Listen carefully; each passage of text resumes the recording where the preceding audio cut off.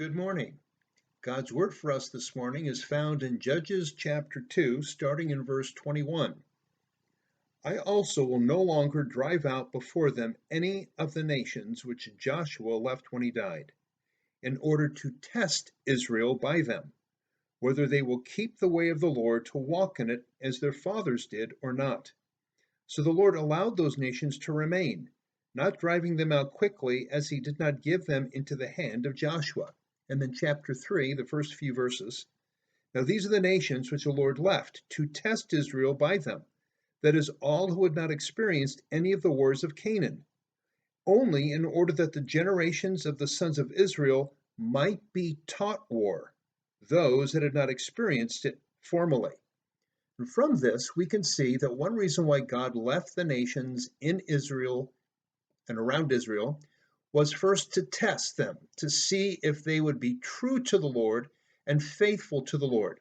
And we saw that as in 1 Peter chapter 1, one of the reasons why Christians suffer is to test their faith, to see if their faith is genuine, if it's the real thing, if they will truly hold on to God. Because true faith never gives up on holding on to God. Yes, sometimes it might be shaken. James Boyce tells us our faith is like a compass, and the needle always points true north, but once in a while it can get hit, and the needle can move back and forth a little bit as it repositions itself and then points true north again.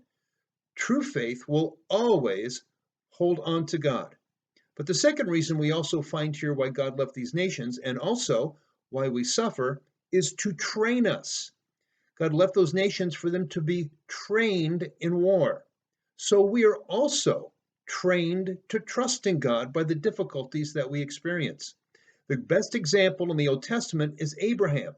If you follow his life, you will see that he failed in many ways in trusting God. But that very failure was the very means God used to train him to trust him. So are you suffering and going through difficulty? God has lots of purposes. He wants to see if your faith is genuine, that you will hold on to him no matter what. And second, it's to train you so that you will have a strong faith in him. That's God's word for us this morning. This is Jim Brown.